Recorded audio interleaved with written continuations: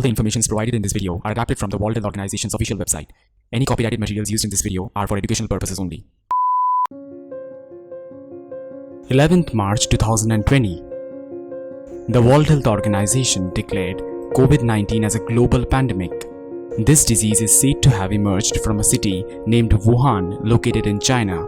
Since then, thousands of cases are being recorded every day, but there is no vaccine discovered yet.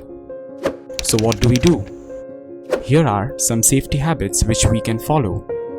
Number 1. Wash your hands with soap and water frequently. Number 2. Wear mask when you go outside. Number 3. Maintain at least 3 feet distance from each other. Number 4. Cover your mouth while sneezing. Number 5. Do not spit in public places. And last but not the least, stay home if you are not feeling well. This way we can cut the growing chain of novel coronavirus. Share this video with your near and dear ones, and thanks for watching.